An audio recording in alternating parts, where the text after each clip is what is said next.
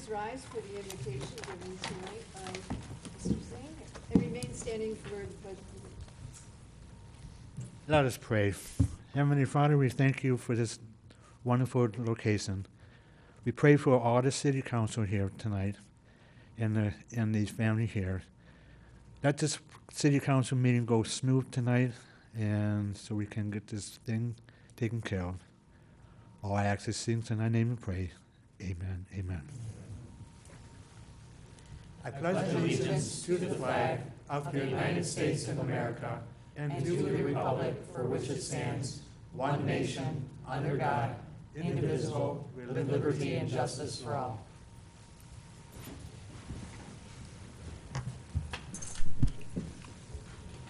Please call the roll. Councilmember DeMonico? Here. Councilmember Lucido? Here. Councilmember Kleinfeld? Here. Councilmember Owens? Here. Mayor Pixley? Here. Our next item is the approval of the agenda, and I believe we have one item to be added. Yes, Madam Mayor, I would like to add to the closed session the purchase and sale of a property. I believe it's one of our tax reversion properties. Do we Support. have support? Support. Please call the roll. I think, did you support? I know I got two supports. Oh, yeah. Okay. I just trying to figure out which way the voices came from. Councilmember Lucido? Yes. Councilmember Kleinfeld? Yes. Councilmember Owens? Yes. Mayor Pixley? Yes. Councilmember DeMonico? Yes. Move on to the hearing of the public. Does anyone wish to be heard tonight? Mr. Creech, is that your hand up? Nah. Madam Mayor, Council, Harvey Creech, resident of Eastpointe. Excuse me, in the minutes of the last meeting, hopefully I can get this corrected. It said Harvey Creech commented that the city and residents should not be supporting the military museum. I apologize if that's the way it come out. I meant that the museum should be more self-supporting by itself. The residents and the city itself covers the maintenance on the museum. And if that's what I said, I will apologize to the museum and I will apologize to the residents. But needless, what I say and what I mean is I think the museum itself needs to be a lot more self-supporting. And as I say, starting off, I got to get a lot of kudos today. And I don't know, and this is not me. First of all, I seen the street sweeper on my street. That's the second time in the last few months. Surprisingly, I wish there would have been a sign, but anyways, the street sweep was there. And the parking lot at Memorial. It's beautiful. They finally got it striped. We've got 7 handicap spots. Only took 3 years, but we're getting there. I'm saying now all I have to do is hopefully we can get someone to support us and make sure that the handicap's being used the way it's supposed to be used. The walking path at Kennedy, right there too, it got poured. It got, to say it looks good. Now maybe no one will trip, maybe no one will hurt themselves. We're getting there. And the hill at Spindler got cut. The grass isn't above my knees. And I got to say, the DPW is doing a great job. As I said, I wish the DPW and the recreation, all three of them could finally get together and just make this city work together instead of everybody, it's not my job, it's not my job, it's not my job. Now it looks like some of the other departments are coming in, even though it isn't their jobs, the jobs are getting done. And I appreciate that very, very much. I hope the residents do. I talked to Tony at Rare. He's going to see what he can do about getting us some shuffleboard equipment. He's going to come up at the next meeting. He's going to hopefully talk to the board itself, and hopefully we can put in some indoor shuffleboard at the center. And he's talking about doing some bocce balls. A lot of things are really starting to happen, and I'm glad to see it. I was at the park today, and I talked to the representatives of the DPW. As far as mentioning names, I won't. I was asking them if we did have a joint machine, which they said they would take a look and come back and tell me. But I just received the the joint servicing that they did in the city itself, on the streets, and we need a lot of it. I don't know if anybody is here that really is paying attention. You have 30 seconds. Thank you. But go down your streets. Some of our streets, we've got a lot of grass growing and a lot of our joints. They haven't been serviced in a long time. It's starting to look pretty bad. It's going to look pretty bad when we have to start cutting grass on our street instead of somewhere else. So please look into it. And as I said, a lot of thank yous. Thank you. Thank you, Mr. Creech. Does anyone else wish to be heard? Mr. Jakubiec.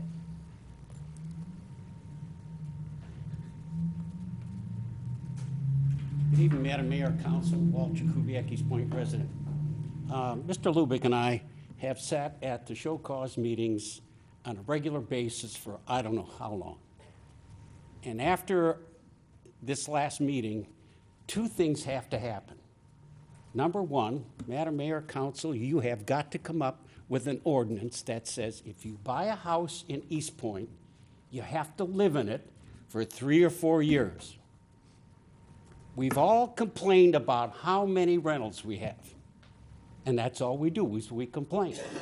We don't do one thing to stop it. Okay? The other thing is you gotta stop tiptoeing around these people that come here and haven't done anything to the house for over a year. And then you give them 30, 60, 90, 120 days to get it ready to either be a rental or home ownership. What you need to do is say, you need to do this, you got 60 days. If you don't do it, we're gonna tear it down, and if they don't do it, tear it down. A lot of these people are coming from Detroit, and they got away with it over there. You gotta stop them here. You gotta get tough, develop a pair. You know, how much money is sitting there where people owe on the water and the taxes, and nothing's being done? You have 30 seconds. Yes, ma'am. So let's do something about it. Come up with that ordinance and get tough on these people at the show cause hearings. Thank you, sir. Does anyone else wish to be heard? To speak? Well, 3 of those 5 were owner occupied. 3 of the 5 were owner occupied. That's only a small part. Sorry, Shirley. That's okay. Good evening, Mayor and Council. Shirley Peak, a resident. I'd like to thank our water department for such a great job that they did for me today. They were punctual, helpful, and caring. Nick was great coming out both times today to shut my water off and turn it back on. And after my plumber was done with his job, it wasn't more than 15 minutes, and Nick was right back out there again, taking care of everything. I also would like to thank Ms. Martinique, Crystal, and Kathy. They were so helpful within the water department when I came here at City Hall, and they've all done such a great job. We should appreciate all the work they do. Thank you. Thank you, Mrs. Peak. Does anyone else wish to be heard? Sir?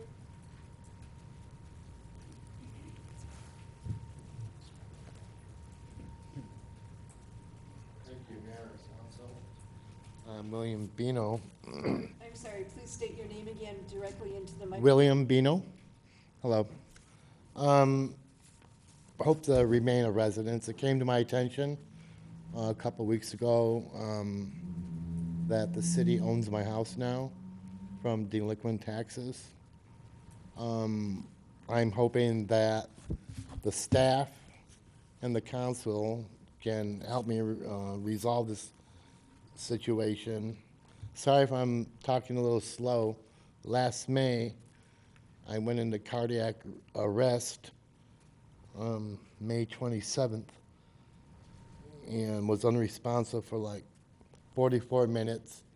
Woke up a week later. Now I'm aware of things in St. John's down there. And just in March of last year on my taxes, I was behind, but through the county treasurer, I was making payments. They were working with me. You know, I wouldn't have been here continuing making payments or getting through this, catching up, no problem. But I the last I recall, I brought the doc, I found it, the last, in 2017, my receipts of $4,000. Well, after this incident, and it's been now like 13 months or so since my incident, and immediately, because they had to put a defib in me, saying I can't work, and with my 3 arteries shut down. The reason they couldn't do anything on me, just to get this out in the open, was because years ago I had bypass surgery, full bypass surgery, and I guess all my arteries finally shut down again. It's just because of congenital heart disease. But regardless that I can't not to do too much physical work, I can do things like mow the lawn, takes me a couple days now, as it used to take me an hour and a half. But getting down to the nitty-gritty about my home and my taxes, I was hoping, as things were going before I had this happen, to make an initial big payment at the end of the year, or the first of the year. I wouldn't have been here. I recently just got a retroactive type pay from my disability, which immediately I got my automobile going and sent a $3,500 check to the county treasurer. And in brief, they sent it back 2 Saturdays ago. And I'm like, oh my God, you know, I have this documentation that I missed the judgment, and it was, well, apparently I went to see them on Monday. They looked it up and says, what happens is that usually your house goes into auction. They said, but actually we found out you own my house. So the following day I went and spoke to a gentleman who said you'd have to get back with me, got back with me on Tuesday. He said I have to bring it up to the council meeting, see if they can help me resolve this case, what had happened. And it was nice that he did. And so here I am at the council meeting, and that's, just wanted to plead my case to hopefully the staff and you can find in your hearts to help me get through my tax situation so I can remain a resident in my home on Melrose. We'll look into it, we'll get more information we can't answer right now. Right. But we'll look into it, and hopefully we'll come up with a great solution for you. That would be great. I really appreciate it. And should I stay and wait around for contact information, or? No, I Randy, spoke to Randy. and Randy will inform us, the 2 Randys will inform us about. Get with what you we need. tomorrow? Should I contact you tomorrow? Yeah, I that would be great. What time would you want me here? You come in about 9, 10 o'clock. Thank you all so much. Thank you. Appreciate it. Oh, everyone, turn your mics on. There's a few off here. I don't have a speaking part unless you ask. Okay. I think Does anyone else wish to Suzanne's be heard? too.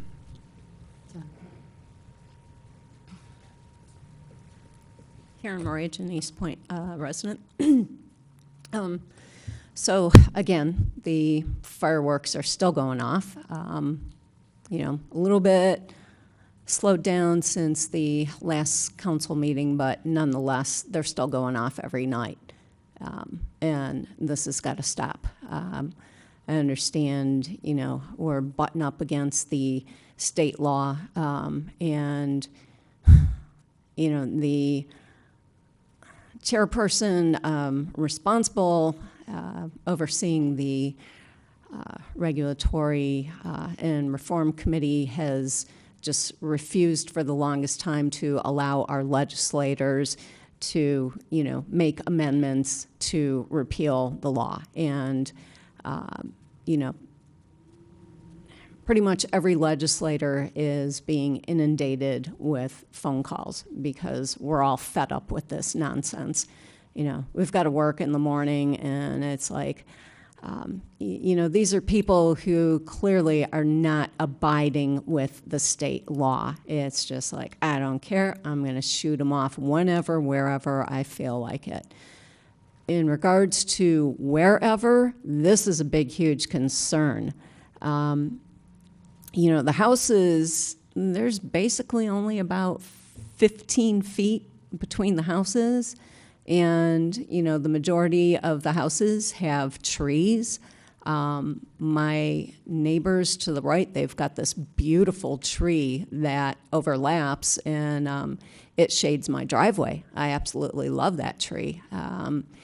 You know, and that's all it takes is for a rye fireworks to land in my pine tree, you know, which I mean, look at all the crazy weather we've had where it's been so hot and so humid and so dry. We're looking at massive brown patches on our lawns.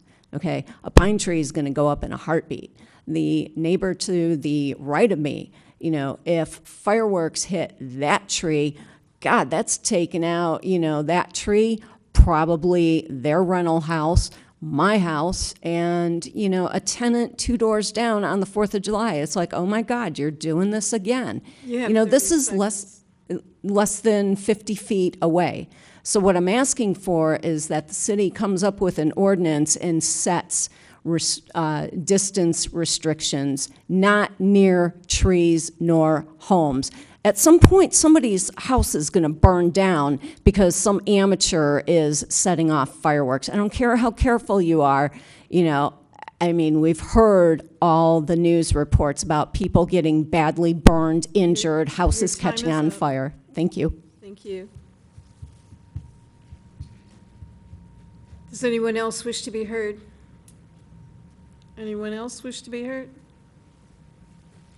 Anyone?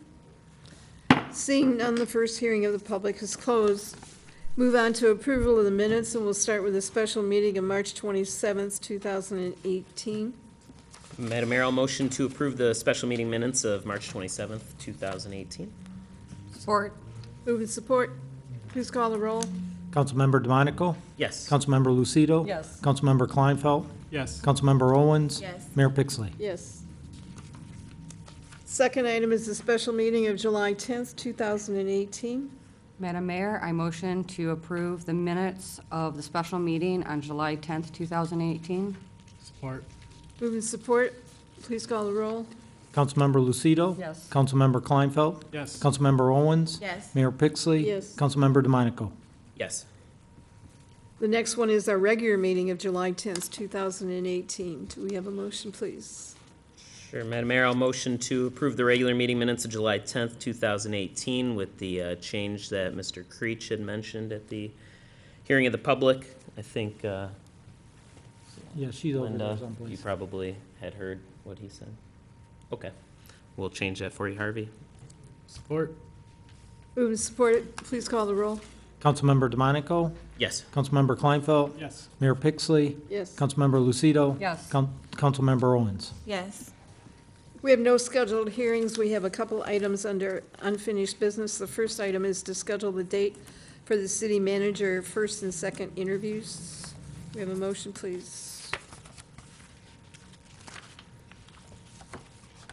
These were dates we had agreed upon, but it took a official motion. Madam Mayor, I'll make a motion to schedule the city manager first interviews on Wednesday, September 26, 2018 at 6:30 PM, and second interviews on Saturday, September 29th, 2018 at 9 AM. Support? Move and support I'm sorry, what was the date of the second one?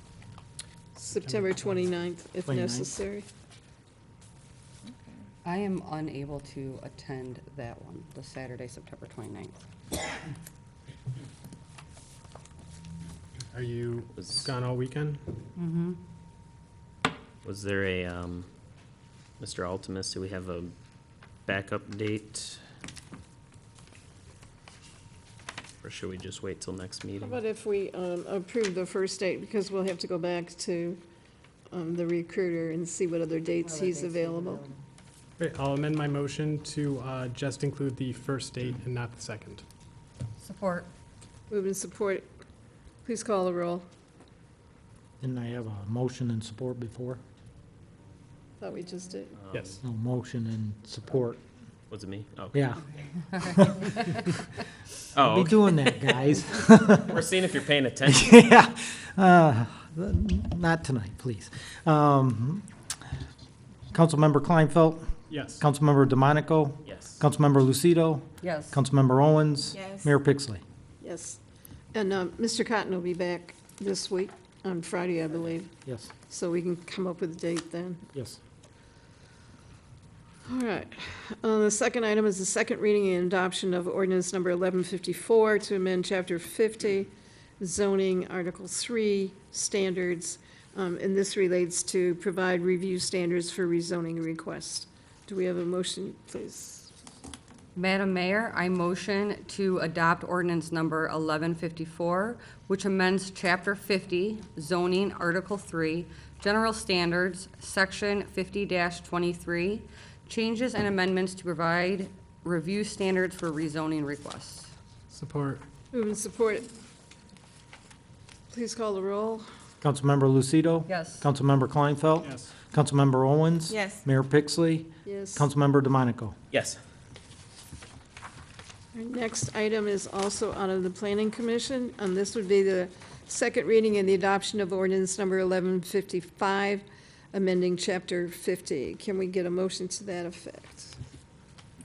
Madam Mayor, I'll make a motion to give second reading and adopt ordinance number 1155, which amends Chapter 50, zoning, Article 10, office and business districts, Section 50-93, B3 general business district to allow residential in B3 above first floor. Support. Move and support it. Please call the roll. Councilmember Kleinfeld? Yes. Councilmember Lucido? Yes. Councilmember Owens? Yes. Mayor Pixley? Yes. Councilmember DeMonico? Yes. And one more item coming out of the Planning Commission, which is the second reading and the adoption of ordinance number 1156 to amend Chapter 50 in zoning, Article 3, related to conditional rezoning. Madam Mayor, I motion to adopt ordinance number 1156, which amends Chapter 50, zoning, Article 3, general standards, and add a new section, 50-27, conditional rezoning. Support. Move and support. Take your choice, or both at the same time. Jeez. Which one are you? Who? Give it to Monique. I'll give it to Monique. She's closer. It was close enough. Please call the roll. Councilmember Lucido? Yes. Councilmember Owens? Yes. Mayor Pixley? Yes. Councilmember Kleinfeld? Yes. Councilmember DeMonico? Yes. Move on to reports from administration. We'll start with our Assistant City Manager, Mr. Altimus. Madam Mayor, quite honestly, I've been working elections, so I don't have anything tonight unless there's some questions I can answer or get with Mr. Cotton when he gets back. Anyone? All right, let's move on to our Finance Director. Yes, Madam Mayor, Council. The only thing I wanted to mention tonight is, as you'll notice, there's signs out in the hallway. They've been there for a while. Once we put them out, they were visible again. People got interested once again. And we are nearing the end, though. If there, whatever's not gone by the end of July will be sent off for scrap. So if you want one, get in here and buy it now. And but they're selling good again. So and it's Selling. You mean donate? donating to our road fund in exchange for our scrap metal. That is correct. In case Treasury is listening. Just get them out of my lobby, please. Yeah, I know. Anyone That's all I have had. any comments or questions for Mr. Blum today? Did you have anything else? I'm sorry. Nope. All right, let's move on to our City Attorney, Mr. Albright. Thank you, Madam Mayor, members of council. I only had one announcement this evening. That is to say that next Wednesday, the federal judge will be hearing oral arguments on the city's motion for summary judgment related to the DOJ case. Oral arguments are scheduled to begin at 2:30 in the afternoon at the federal courthouse in downtown Detroit. Any questions for Mr. Albright? Thank you. Let's move on to new business. Our first item is Collinson, from Boulder to Shakespeare, and this is a AEW project number 0145. Would you like to have Mr. Pangori speak about this first? Sure. Good morning, Mayor and Council. A couple weeks ago, we were asked by Mr. Cotton to take a look at a section of Collinson and draft a report as to our findings, which you have before you. That section of Collinson is between Boulder and Shakespeare. It is about 820 foot long, 31 foot wide concrete street with an asphalt cap. To the best of our knowledge, we believe the street was constructed in 1950, and there was an asphalt cap put on it sometime in the 1970s. There's about a 200-foot long section, 220-foot long section, that's about half, the north half of the road that is in very, very bad shape. Actually has fallen into little tiny pieces that you can pick out of the road. Our ultimate recommendation for this section of street would be to remove it in its entirety and reconstruct the road with a new 8-inch thick concrete roadway. We did identify a couple other options, being that the ultimate fix is a little over $500,000. There were some other options that we identified as possible ways to do some temporary repairs to the road. The first option would be just to fix or to fix the patched area, the 210-foot long piece of north half of the roadway, remove that and replace that with 8-inch concrete, and then put a 1.5-inch cap over the rest of over the entire road. We do want to identify that if that was done, the existing curb height would be reduced by 1.5 inches because we'd be adding another 1.5 inches of asphalt to the roadway. And then that you'd also be seeing reflective cracks come through that new asphalt in a very short period of time. We've estimated that option at about $90,000. The second option that we looked at was to patch that the failed area, as I just described, the 210-foot long by the half width of the roadway, remove and replace that, and then just fill. There are several areas where the existing asphalt has peeled off the gutter of both sides of the roadway, and we could fill those with asphalt and then leave the rest of the road the way it is. And then the third option would be doing some very minimal base repairs, hand patching in the gutter line, as I indicated, placing 1.5 inches of asphalt over the entire street, and not replacing the area that has failed. That option we've estimated at about $54,000, and again, not really recommended because we'd be putting this new asphalt over an existing weakened base or failed base that we would see fail within a year or less. The other thing I want to mention too is we recently completed an asset management plan for your roadways, and Mr. Cotton has asked us to come up with a 6-year plan that would identify streets and work within, I believe, a $700,000 per year budget for your local roads. We're in the process of doing that, and my recommendation for you tonight would be to not make a decision on this section of Collinson until we finish completing our evaluation of the rest of the roadways and come up with a 6-year plan. My fear is that there's close to 4 miles of road within the city that have very similar condition to this stretch of Collinson, and I wouldn't want to see us react to a couple complaints on that street too quickly without looking at the bigger picture and evaluating the city as a whole. How long till you finish, roughly? What we're doing is so part of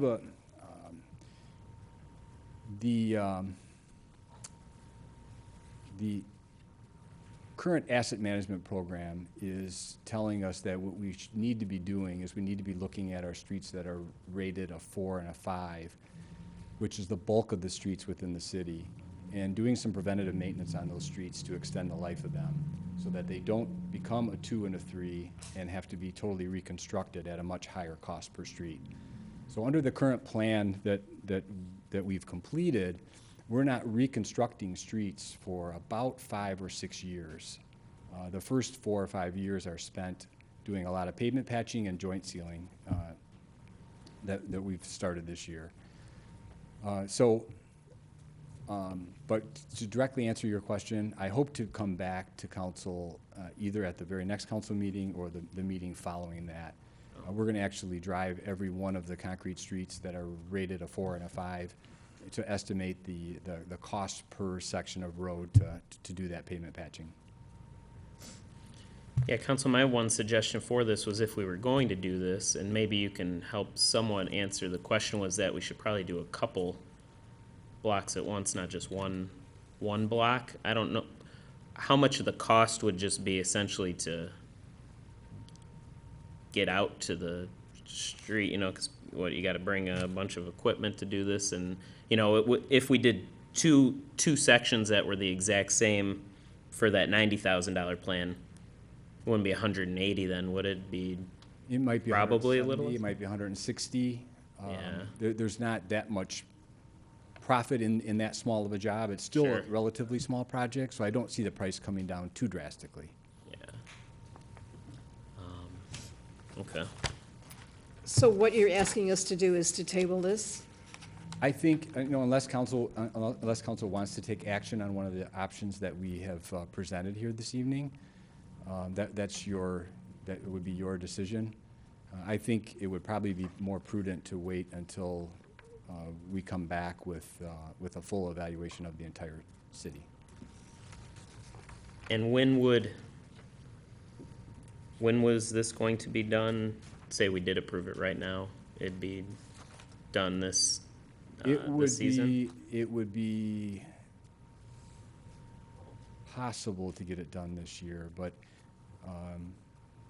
the time it takes to put the plans together, advertise it, bid it, come back to council for an award, and then actually build it, depending upon what option is selected, we may be running out of time this year. Mm-hmm. We'd be pushing toward the end of the year.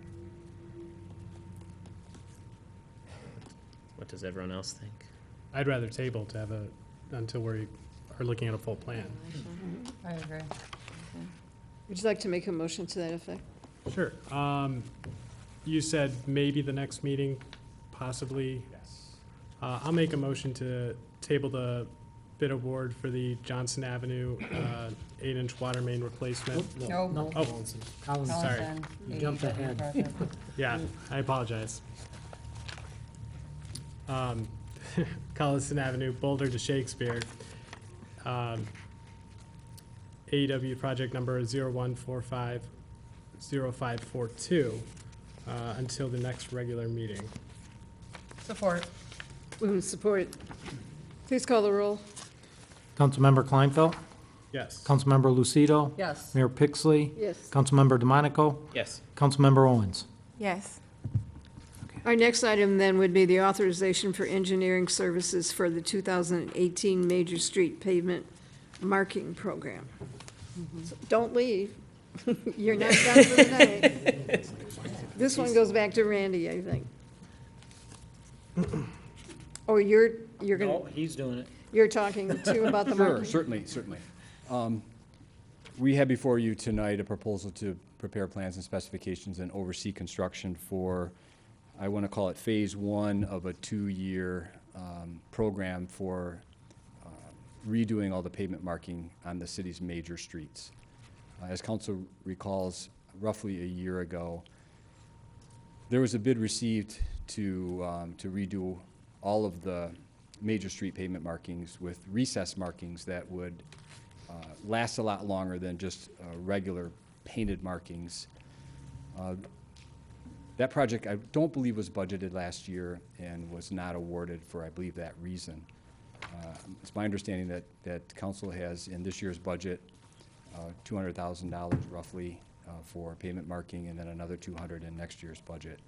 This would be the first phase, which would include pavement marking on Hayes between 9 and 10 Mile, Stevens from Beechwood to Gratiot, northbound Kelly from 8 to Topher and from 9 to 10 Mile, southbound Kelly from 8 to 9 Mile, from 8 to 10 Mile, Topher from Beechwood to Gratiot, Topher from David to Beaconsfield, and Beaconsfield from 8 Mile to 9 Mile.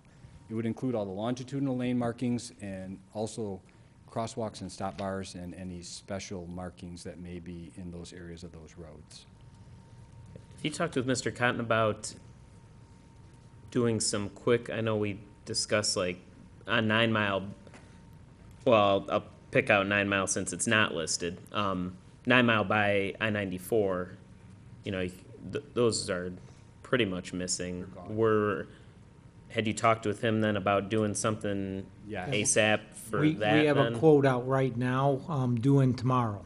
So Oh, okay. we're waiting for those quotes to be given to us, and then from there, it does look like we'll be under 5,000, so we'll be able to go ahead and just proceed. Okay. And that project includes using waterborne paint to restripe the longitudinal markings only on 9 Mile from city limit to city limit. And that's why it wasn't included in this package. It would be then proposed to be done next year. Okay. You said next year? Yes. I think that's one of the important areas. I think I've almost gotten in a car accident right there several times. Oh, the temporary done. No, 9 No, Mile, the- 9 Mile by will be the, done this year. That'll be done this Yeah, year? the waterborne paint will be done this year. Okay. Those numbers are being received tomorrow, and it may be done as quickly as the next week or two. Okay, good. And then you're saying the permanent recessed, Correct. sticker stuff, what's it called? Cold plastic? Sure. That That's it. I want would to be ask- next year then, yeah. So- Okay, I want to ask you, Mr. Pengori, I know the last, we just tabled the last, issue, and you said you drive around and things like that and see if it's a 4 or a 5, correct? You're going back to the To the last, yeah, last item? yeah. That's what you do? No, we've already done that. We did Okay. a complete rating of all the entire streets, a PACER rating, gave it a rating from a scale from 1 to 10. Each Okay. street got a rating. And I believe council got a copy of that report. Each person on council got a copy of it. And there was a map included in the report that showed the different ratings for all the sections of streets. The reason why I ask is when you go out and look, is there any way that I can go with you to see for myself how you do it? I You mean, can, we may not do it for a couple more years. okay, It's not done every single year. It was done last summer, the whole entire city, and that was actually only the second time that I believe that it's ever been done. And part of that was we were successful in getting a grant from the state that helped subsidize the cost to do that evaluation. okay. But next time we do it, I'd be more than happy to have you attend. Please, thank you. All right, so I guess what you're looking for now is a motion to prepare engineering plans and specs for this. Correct. So do we have a motion from the council?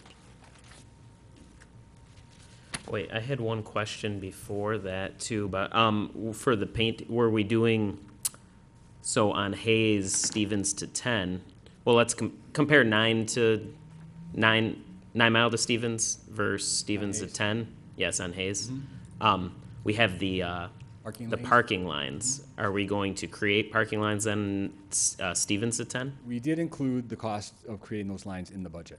Okay, perfect. That was my only question. Do we have a motion then?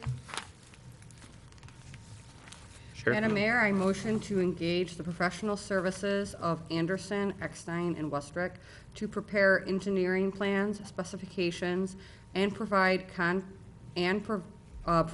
contract administration for the 2018 Major Street Pavement Marking Program, and authorize the Deputy City Clerk to execute all necessary documents related to this contract. Support. So that just means right now you'll go forward with the $2,500 planning phase? Correct. Yeah, we'll bid the project and we'll be back to council for the award. Or 22,500, All right, No, right? 22.5. Yeah. 25, that's why I was asking, because right now we're just, well, I guess we're authorizing design and administration, but that's if we get to administration. Oh, I see. That's all the, Yeah, if you don't award a Inspection bid, stuff. there's no administration. yeah, okay. Gotcha.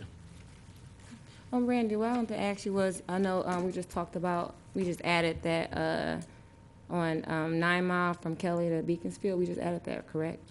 Was that last council meeting?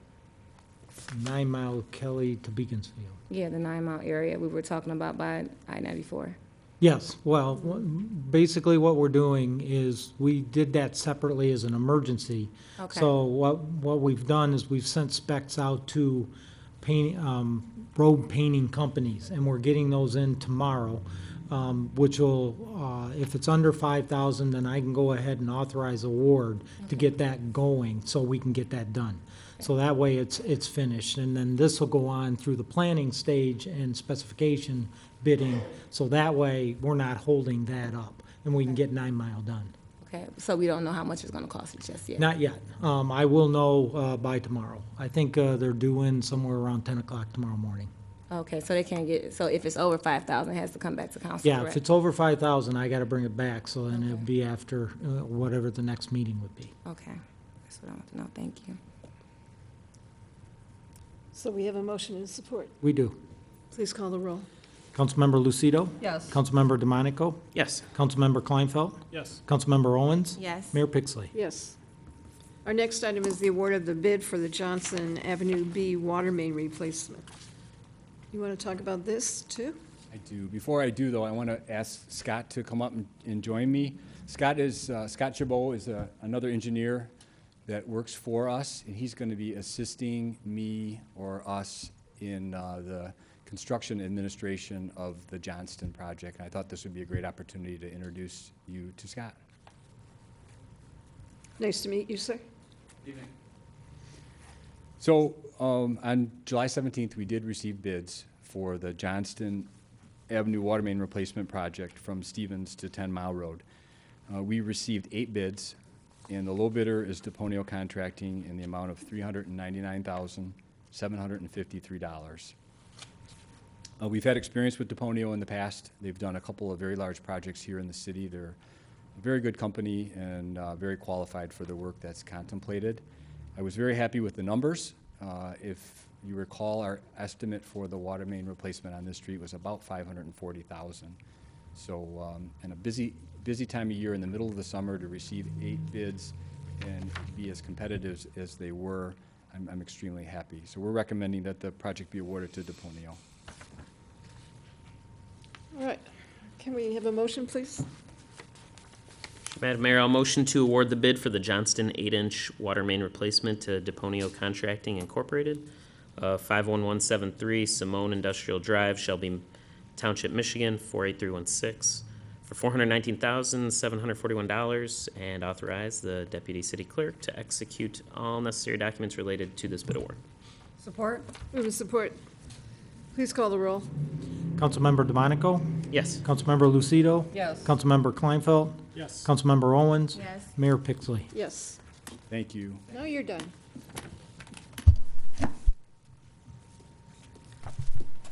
Item D is a special land use approval for Captain Jay's Chicken and Fish located at 22711 Kelly, and this has already gone through Planning Commission.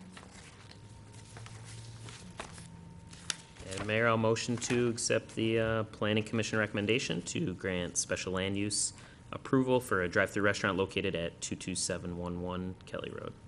Support. Can we talk about this for 1 second? Now, when they put the drive-through, this is going to be on the side of that.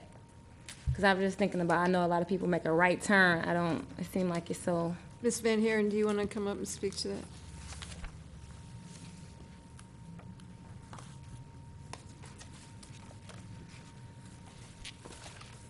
Yes, thank you. So, Planning Commission and the planning consultant did pay particular attention to that as they exit the drive-through, and they'll be turning right, and then before they can get to the approach to leave the parking lot, to make sure that it was going to be, traffic handled in a proper manner. They are putting some sort of an obstruction so that you can't go right to the sidewalk accidentally, and discuss different ways of being able to do that so that the pedestrians walking that close to the, to the exit of the drive-through are going to be protected.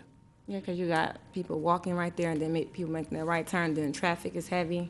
It was concerning me seeing that. So you said they're putting signs right? More than the just company signs, is, there's or- actually a physical barrier and an obstruction so that vehicles can't drive straight from the drive-through across the sidewalk so that they'll be diverted properly to the driveway approach to exit the parking lot. Okay. Was it knee-high wall? Is that, Yeah, honestly, I don't remember if it was exactly knee-high or a little bit taller, but it was something other than just a post, because they didn't think that that was quite adequate. And they're going to redesign it and get it back for administrative approval before being able to do the construction on that. So they were concerned with safety aspects of exiting through that drive-through, and I think they're going to be, I know that they'll handle it properly, and make sure that that's addressed. Oh, they have a design of that? Well, they haven't designed the actual obstruction so that you don't drive straight through from the drive-through lane across the sidewalk accidentally, where there's a risk of at least the commissioners felt there might be a risk of hitting a pedestrian at that point. I was thinking about that and hitting a car, making a right turn and just driving and people speeding. Well, at that point, they're going to have an unobstructed vision of the traffic on 9 Mile Road, and if they hit a car, there's not much that the site plan would be at fault or an issue about that. There's traffic on 9 Mile Road. That's just, a given. Whether they're exiting from the parking spaces or from the drive-through lane wouldn't make much difference at that point. well, this reminds me of we did a special land use for a drive-through recently, but to me, there was one important difference was the southwest corner of 9 Mile and I-94 there. Right. Yeah. That is the left turn, so going westbound was for sure going to be an issue. People were going to turn left and they shouldn't, but on this corner then I thought for myself was different, because if you're going westbound, it's the easy turn, but then going eastbound is before the light, you've got a lot of room, and it shouldn't cause like the same problem. We said no to the other drive-through, so that's at least what I was thinking about when. Yeah, I think that's very true. Yeah.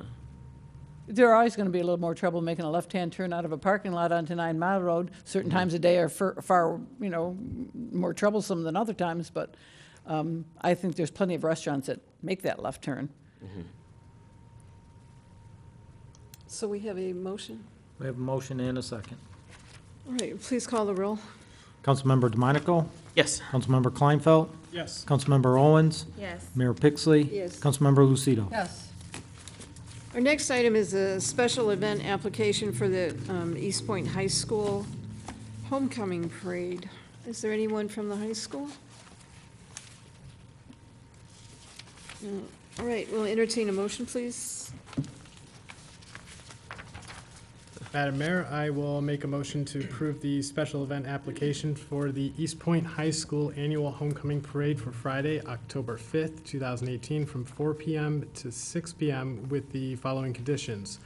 First, that the high school provide a parade route to the fire department. Second, that Eastpointe High School pay the full cost, $1,850, for city services. Third, that Ms. Van Herens contact Traffic Safety Officer Joss Ignis prior to October 1st, and fourth, submit to the city a general liability certificate naming Eastpointe as an additional insured on the policy. Support. Moved and supported. Please call the roll. Councilmember Kleinfeld? Yes. Councilmember Lucido? Yes. Councilmember Owens? Yes. Mayor Pixley? Yes. Councilmember DeMonico? Yes. Our next item is the authorization for architectural services to prepare plans, specs, and provide contract administration for a security fence around project at the fire station. Mr. This one I can Alturas? talk to. As we were going around back in June, I think, is when we took our tour of the facilities, and I included the firefighters' letter that I asked them to give me on some concerns that they had with the new Dollar General traffic that's going on over there. What is happening currently over there is people are actually walking through the parking lots back behind it and across where they're coming out of the bays, in front of fire trucks. They are not walking around on the sidewalk. Also, they've started to not only walk in the back, but if the guys are working in the bays and have the bay doors up. They're actually just kind of walking in, saying hi, which is not secure.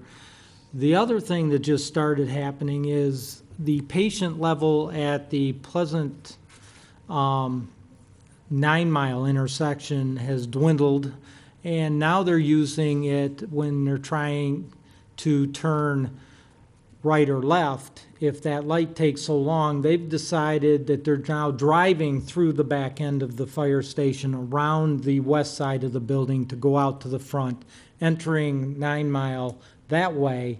So if they're going right, they're now parked or sitting in front of the fire station, which is where we're coming out of the bays, or they're making a left-hand turn to go west. So now they're using us as a go-through. So one of the discussions that partners and I had when we met with them on the whole facility, not just this issue, was talking about putting a secured fencing around the back end of the building to try to secure their, not only our assets, but their cars that are back there.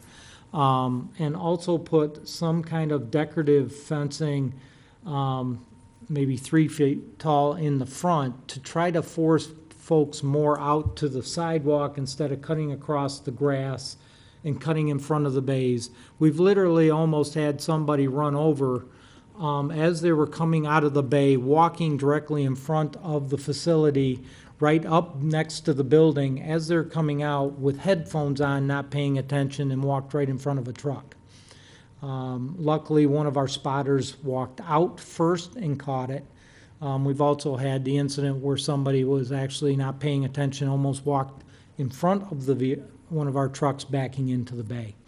So since this was not a budgeted item and it came after the budget was all pretty much finalized, I felt that come before council and ask permission to go ahead with specs and design to go out to bid, utilizing monies not only that were budgeted for another project that we will do in another budget year, and then also subsidize that. I did not get a chance to talk to the finance director about where to subsidize the remaining monies, so that's why I indicated general fund balance at this point.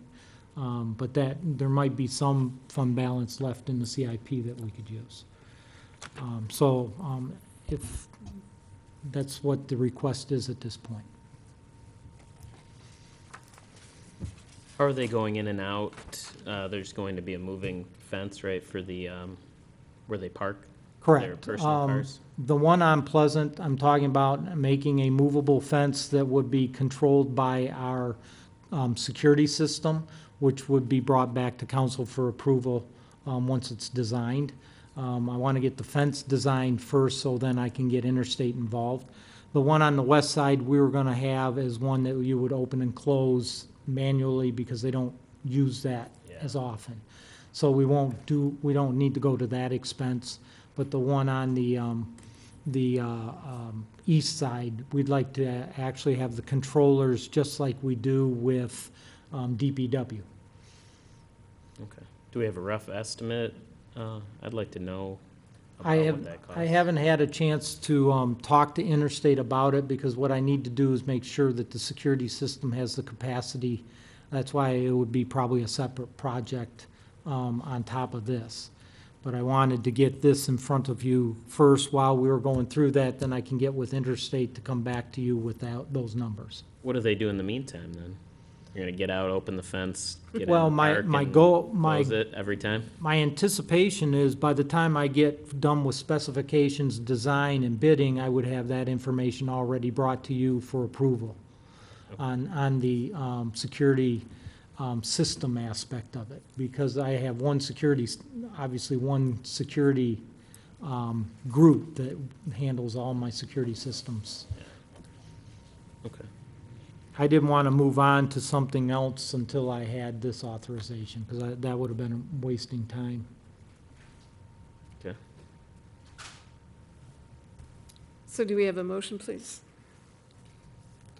Madam Mayor, I motion to engage the services of Partners and Architect to prepare plans, specifications, and provide contact administration for the proposed new security fence at the fire station. Support? Yes, support. Please call the roll. Councilmember Lucido? Yes. Councilmember DeMonico? Yes. Mayor Pixley? Yes. Councilmember Kleinfeld? Yes. Councilmember Owens? Yes. Our next item is extension of the employee leasing agreement with GovTemps USA. Do we have a motion to that effect, please? Madam Mayor, I'll motion to approve the extension of the employee leasing agreement with GovTemps USA LLC and Illinois Limited Liability Company, and authorize the deputy city clerk to execute all necessary documents related to this extension. Do we have support? Support. Discussion? Ryan's not here to plead his case. This does extend it through October. Please call the roll. Councilmember Kleinfeld? Yes. Councilmember Owens? Yes. Councilmember DeMonico? Yes. Councilmember Lucido? Yes. Mayor Pixley? Yes. The next item I added to the agenda, and just for some clarification, I was asked to sign a form last week for us to secure a change in the domain address, and I had no idea that we were going after this. And I just wanted some feeling from the rest of the council about whether you wanted the domain changed or not. It would seem that the one that is being proposed is the one that's identical for legislators. No, yeah, if I could comment on this. So we're talking about the cityofeastpointe.net is our domain for our website, and we use a separate domain, eastpointcity.org, for our email address. I had suggested a while back when Mr. Duchesne was city manager that we look at a .gov address. Many municipalities use that. Roseville has roseville-mi.gov. Clinton Township has clintontownship-mi.gov. This is just a .gov. It's a more reputable address than a .net or a .org for a municipality. It proves immediately that you are the actual government. So that was why I was suggesting it. It doesn't mean, though, that, well, and actually, before I continue, I thought this was being brought forward. Ryan, the city manager's intern, was putting together a report, and she was, I think, going to talk about all this. But we can still use both. It doesn't have to replace it. We can continue to, and domains are cheap. I'd hope we're paying like $20 a year or something like that for, I own a whole bunch of domain names. They're very cheap for those domain names. The .gov was different. Right. The .govs are different than like a .net or .org or .com. Those are like $20 a year. So we could continue to pay for cityofeastpointe.net because, of course, everybody knows that one. But then we'd eventually transition. I mean, this would be years-long transition for sure, at least, to eastpointe-mi.gov. So we're using a .gov. We're using the same URL for our website, same URL, or like same domain for our email. It's a branding strategy too. And that was it. A .gov, I found out when sending the information then after Ryan asked me to, Wei asked me to send her information, they're $400 a year for the .gov addresses. So it would be like, if you go to mi.gov or michigan.gov, they both take you to Michigan's website, or whitehouse.gov or wh.gov. Those take you to the same site. So that is all most municipalities pay for their, it'd be eastpointmi.gov or eastpointe-mi.gov. You can do both, I think. I don't know if then it's $800 or what the case is. Yeah, the amounts that you've said, that's what we found when we done the research. The letter that the mayor signed is just us trying to see if we can secure that web address. Okay. So unfortunately, and I think you found that out through your research too, is that the mayor had to sign the letter. I actually tried to do it and they rejected it. even as the assistant manager. So unfortunately, I didn't know that the report that Wayway did had not reached, but I have been assigned to do that and move forward. Well, to do that and move forward meant I had to get the mayor to sign the letter. So that's how. Well, and the mayor was a little bit concerned because it was something that had not been brought up to council, and I don't know whether you all were aware of it. So I thought I'd like to do this so that everybody is aware of it, we're all on the same page. I still had a little bit of question, because you're changing the domain address, but eventually it sounds to me, correct me if I'm wrong, that you're saying that we would be changing our email address as well. And so I'm a little bit concerned because then you got letterhead and everything else that's got to be changed.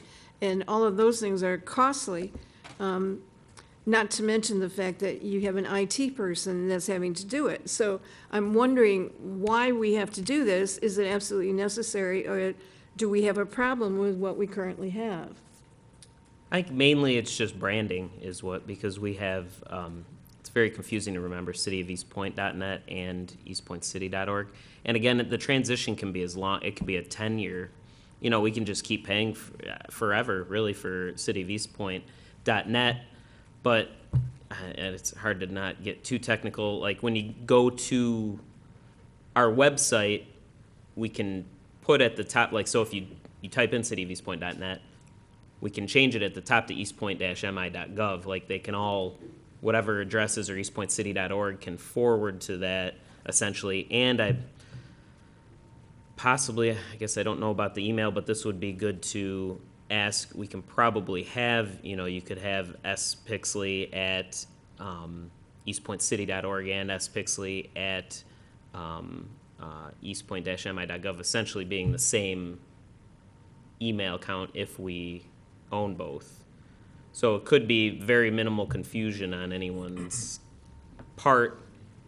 I just thought it was good from a being reputable and branding perspective that we have our email and website on the same domain and it being .gov. So I was looking at the cost. I'm looking at the cost of the IT person that's responsible for going ahead and doing all this, as well as when I sign my name on something that says that we're gonna pay this amount of money, even though it's a minuscule amount of money, and we haven't talked about it at city council, then I get a little bit concerned because I want to be sure that everybody's on the same page. But at some point, I think we need to think about whether we want to go forward with this and how much it's going to end up costing with the hours that personnel are going to be involved. And then if you go forward and you change the address, then you've got invoice, everything from stationery to signs and so forth. So at some point, we need to think about whether you want to go forward with it. And that, I just wanted to make you all aware. And when we get more information, then I think we need to make some decisions about it. Why don't I go ahead and then send Wayway's report out? I thought that was pretty good. I don't know if did you get to see all of it, or? No, I didn't see Okay. any of it. I sent her some Right. the info that And I think she included your thoughts into her. Why don't I send that out? To council To on council Friday. on Friday. Mr. Cotton will be back. And then we can go from there. Right now, I don't even know if we can secure it. That was the whole point of that other letter that I had to get out. I had one question related to that. Since you have to go through some hoops to get the .gov address, when there's turnover in administration, is there any risk of someone being able to access our domain and stuff like that after? No, because we control it through an administrative password, so we just change the administrative password at that point. Anyway, it was just food for discussion. I just wanted you all to be aware. All right, let's move on and pay our bills and payroll. Madam Mayor, I'll make a motion to approve payment of the bills in the amount of $1,808,277.31. Support. Move and support it. Please call the roll. Councilmember Kleinfeld? Yes. Councilmember Lucido? Yes. Councilmember Owens? Yes. Mayor Pixley? Yes. Councilmember DeMonico? yes. All right, and the next item is the second hearing in the public. Does anyone wish to be heard? Lady in yellow, please state your name. My name is Edna Kravchik, and I live on Collinson between Boulder and Shakespeare.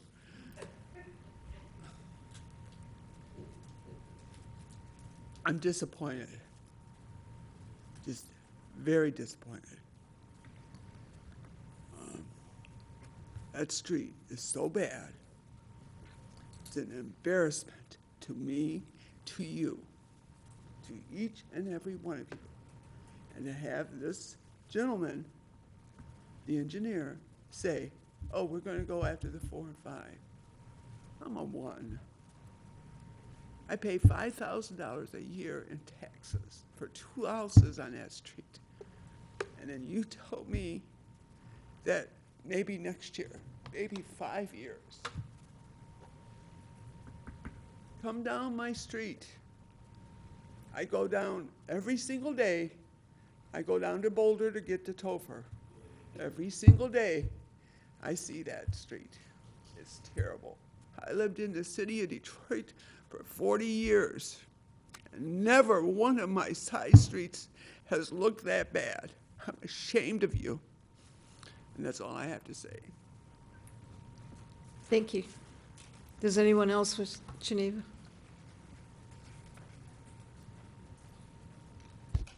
Madam Mayor, Councilor, I'm Dr. Geneva Early, and I'm just here to say thank you for approving our application for our students, and Dr. McLeod and myself and the school board, and of course the children, really thank you. Thank you, Ms. Early. Mr. Creech?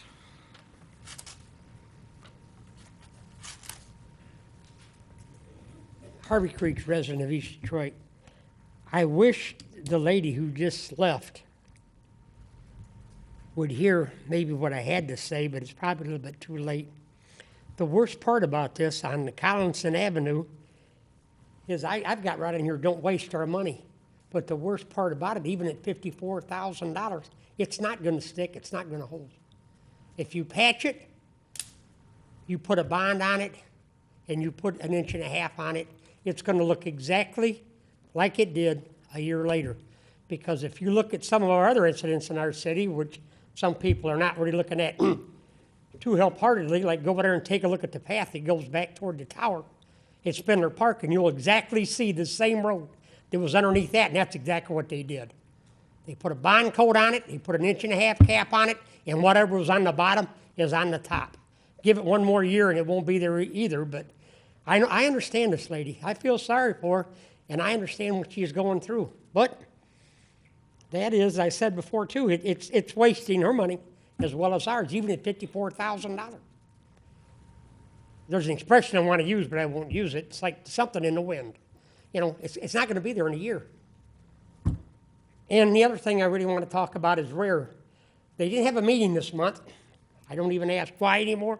I don't do anything. We just I went to the last meeting, and I asked them the Articles of Incorporation. They said, yes, they're supposed to have a meeting at least once a month. Well, we didn't have one this time. But there was a letter sent to the architect and the engineer under, I'm not even going to use the word duress or whatever it was. It was a registered letter sent to him that we want to know the answers right now. Are they going to fix what's left to fix or not? It's time. I understand that Rare is an entity and that the city doesn't have anything to say about it. But believe me, you do. Our taxes and our money goes to Rare. It's time now, as I said before too, if it comes back, the parking lot is an atrocity. Their sidewalk is still cracked. The building is 2 colors. It looks, you know, I said, Steve, just before he left, he identified our building so typically. You know what he said our building looks like? It looks like a sweaty baseball cap. Go take a look at the outside of our building. It's two-toned. Anyways, needless to say, it's time for the city council and the administration, it's time for them now, maybe with the help of Mr. Albright, to get into Rare and see to hold these people accountable.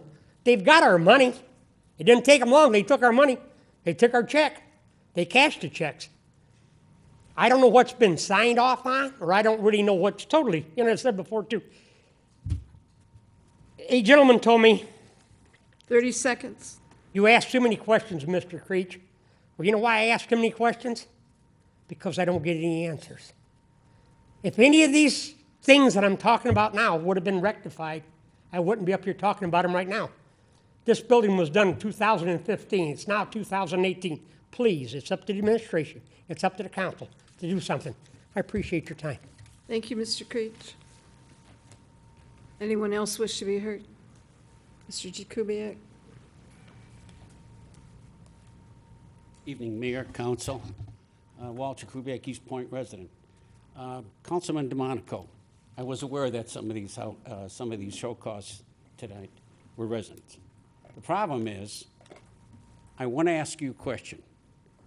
How come it takes a year or better to buy a house, fix it up, and move in and notify the city that somebody's living there?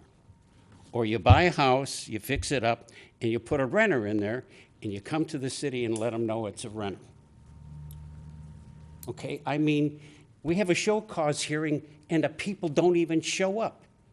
They snub their nose at you. It's time to get hard on them. You know, I've got a house on Holland. 4 doors away, there's a rental house. 3 families have lived in there since January.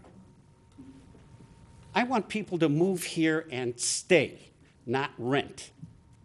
Please come up with an ordinance that makes people buy. 3 houses within rock throwing distance just went on the market. One of them, a young couple bought. Okay, that's what I want. I want people that are going to buy and stay. I'm worried about the other 2. You know, we got a problem here. You have to fix it now, because if you don't, this city's going to look like crap in the future. Thank you. Thank you, sir. Anyone else wish to be heard?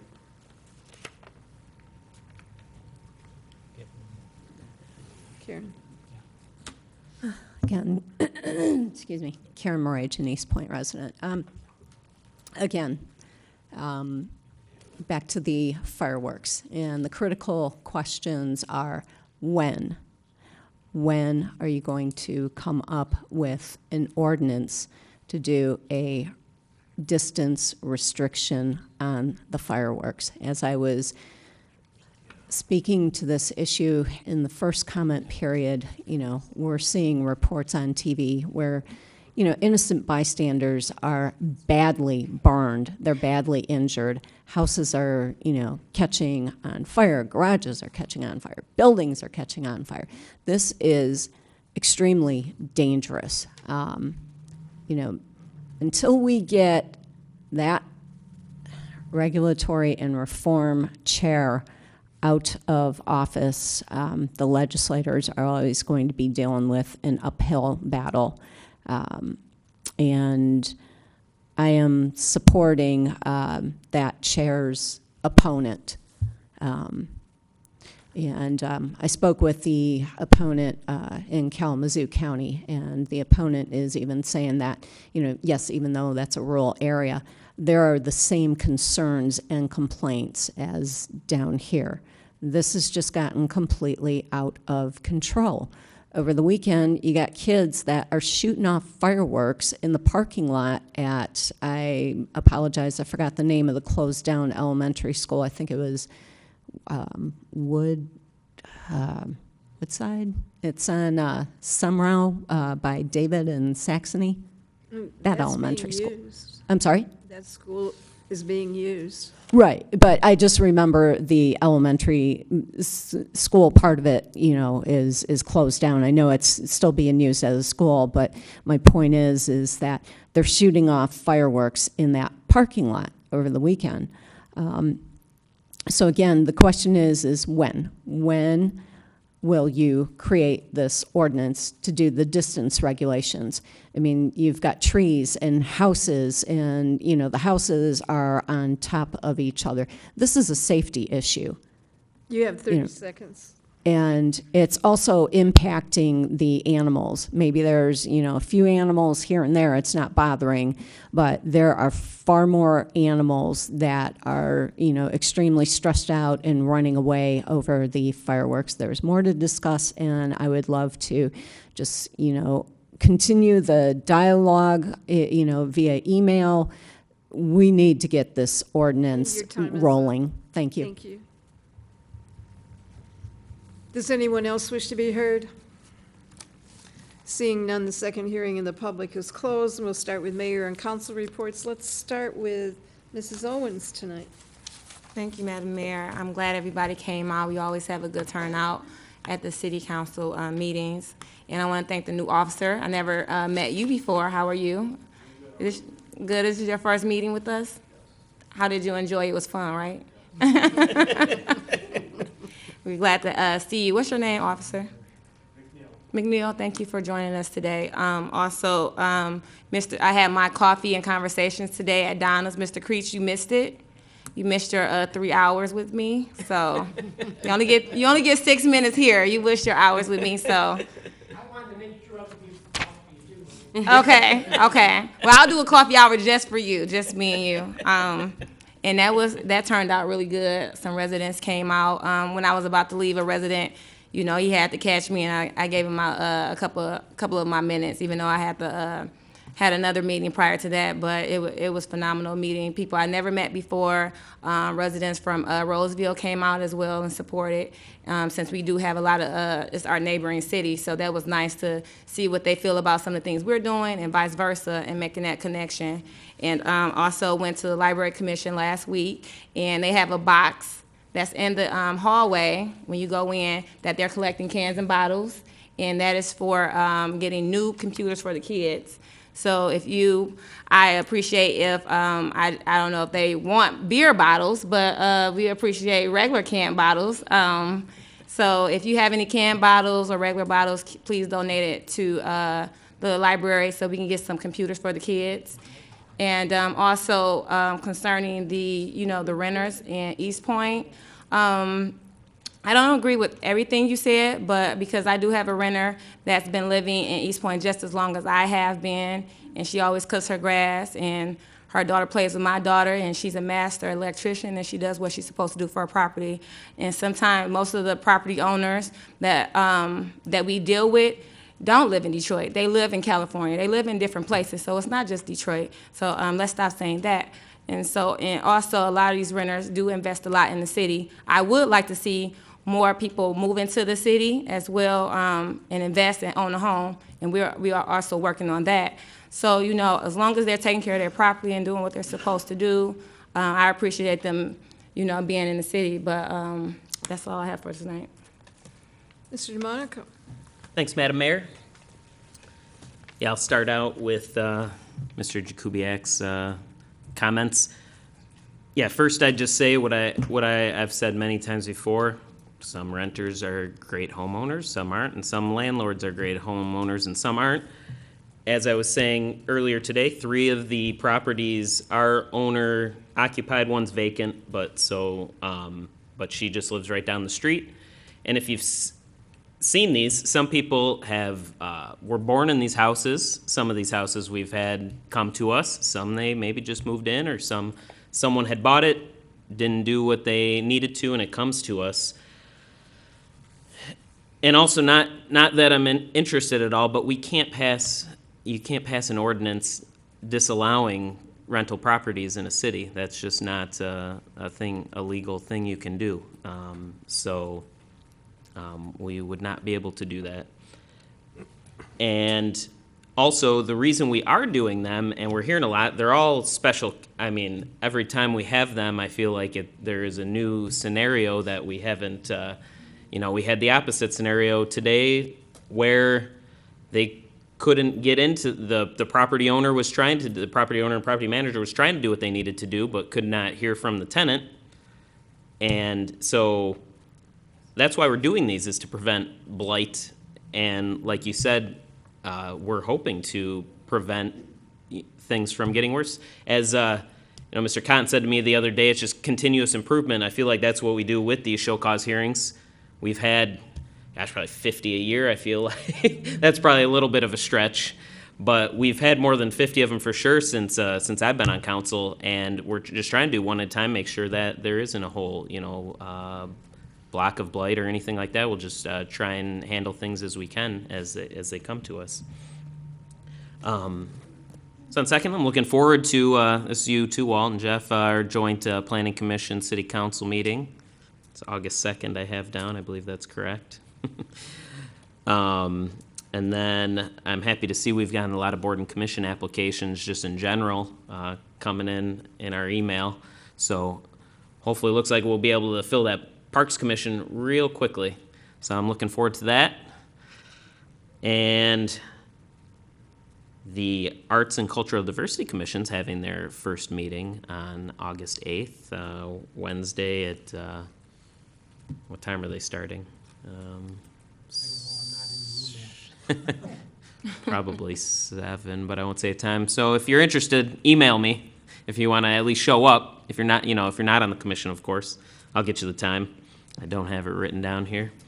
And then also make sure to vote, of course, August 7th, and then we're pushing our meeting to the 14th and having one the next week then, August 14th and August 21st for our council meetings. But make sure you vote. On the primary, there will be the you have governor up, of course, a U.S. senator, our U.S. rep in Congress, also our state senator, state rep, county executive, county clerk, county commissioner, your precinct delegates, and then, of course, the Smart Millage and Geneva, I got to mention for you, the Eastpointe Community Schools Millage also.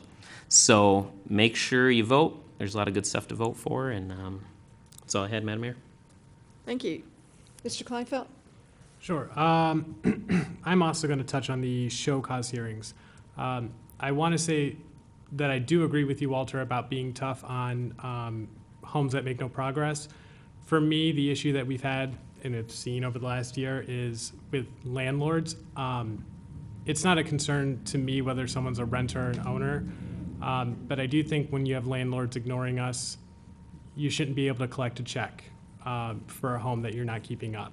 And I think that we're trying to find creative solutions that are within our legal capabilities to essentially hit them where it hurts, which is why today I suggested a nuisance abatement because I just don't want that landlord collecting money and not fixing anything. That said, on the tax reversion homes, we are having some meetings this week to talk about the policies on what we'll do with those homes. I think we're going to discuss selling them to employees first, maybe fixing them up and sort of flipping them to improve those houses that have gone 3 years without paying taxes. And on a personal note, Colleen Cohan, I'm sure people remember, just got married. And so I just want to say congratulations to her. 60 years old and she found the guy. So congratulations, Colleen. Mrs. Lucido? First, I'd like to thank everyone who came out this evening, and also for the woman on Collinson. I understand your concern with the road repair, and I have driven down that road, and I do realize that it is in disrepair. And we tabled this matter. We did not say this evening that we weren't going to approve for the road to be redone. At this time, we were just waiting for the rest of the report.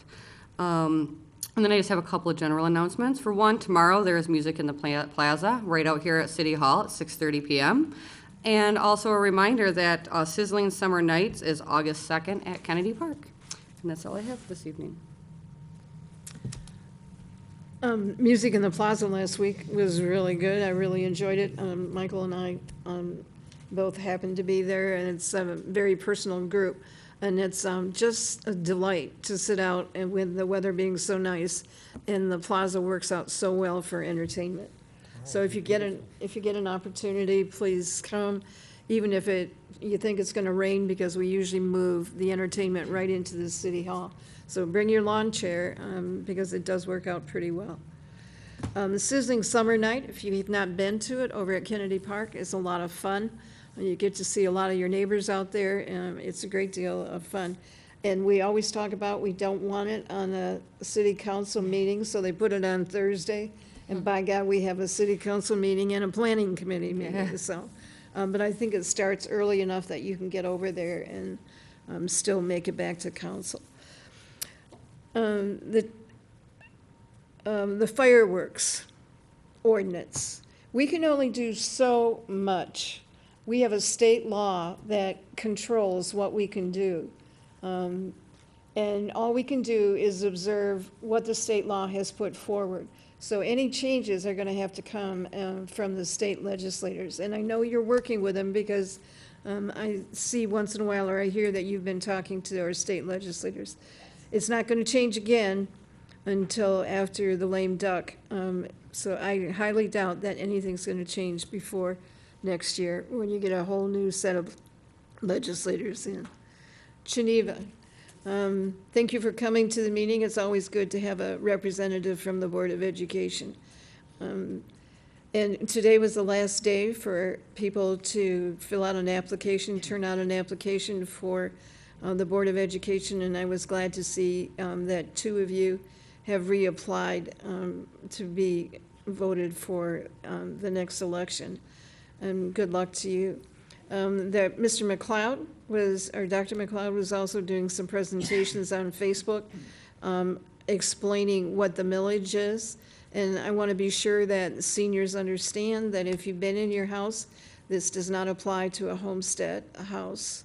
It's a continuation of the millage, is no increase at all.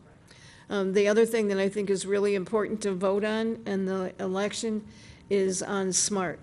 SMART millage is not an increase, it's a continuation of what you've been paying. It provides phenomenal service to people that don't have transportation. Our buses on Gratiot are running almost every 5 to 10 minutes. Our connector routes on 8 Mile, 9 Mile, and 10 Mile are doing really, really well. 8 Mile, of course, is still DDOT, but the SMART buses on 9 and 10 Mile run very frequently. They do a lot of surveys. But more important to our seniors, and we have an increasing number of seniors in this local community, we have curb-to-curb service. So if somebody wants to go to the doctor and they don't have a car, they just have to call RARE, and a van will be over to pick them up at the right time and then pick them up at the doctor's office. It doesn't get much better than that. And if you're wheelchair confined or disabled in any way, we also have door-to-door transportation. And those things are really, really critical in a community like we have, with a variety of ages and a variety of people and a lot of people disabled. So I think the SMART millage is a very important investment for our local people. Mr.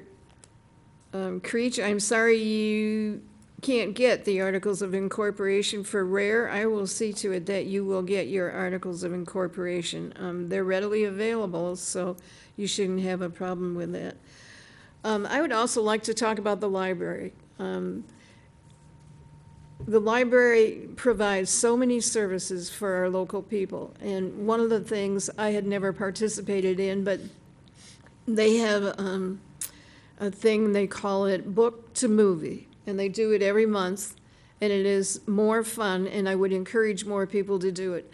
They identify a book for you to read, and then they have the movie, and they show the movie, and then afterwards they serve a light supper. So the supper this time was really outstanding. The librarian cooked the supper, and then everybody does a comparison of what the book was and then to the movie that's shown that night. It's a great entertainment. It's totally inexpensive. It was free, and all you have to do is get the book, but it's great entertainment. And then they have another thing that is a mystery book, and they change them every month, and the books are available. They bring in multiple copies of books. So if you're an adult and you're looking for things to do in the summer months, I would highly encourage you to participate in many of the activities. Ms. Owens, I'm glad you brought up about that big box in the lobby. I brought in a big bag of cans and bottles and put it in, and I'm excited about what they're purchasing with that, because it's a specialized table that can be utilized by multiple kids and or adults, and it will be teaching all about what's the acronym? STEM? STEM? Is it- STEAM, yeah. Or STEAM, if you add arts in. Yeah, they're adding art to it, so it's going to be a very, very nice project and very exciting, and even the librarian said she's excited about participating with it. And I guess that's all. I'd just like to tell you that I am attending a mayor's conference, and you probably were tired of me asking for the emergency information, but that is one of the topics, is they're comparing the emergency procedures in each of the cities across Michigan. So I didn't want to go up there empty-handed and say, well, I think they changed it, but I don't know what they changed about it. So, anyway, I would entertain a motion to go into closed session, and remember to add the final topic for that. Madam Mayor, I'll motion to go into closed session for attorney-client privilege communication for our pending litigation, a settlement negotiation, and also attorney-client privilege communication for pending litigation with DOJ, also attorney-client privilege communication, City of Eastpointe v. City of Warren, pending litigation, settlement negotiations, and also for the purchase/sale of a property. Support. Move and support. Please call the roll. Councilmember DeMonico? Yes. Councilmember Kleinfeld? Yes. Councilmember Owens? Yes. Mayor Pixley? Yes. Councilmember Lucido? Yes. Into closed session at 8:00.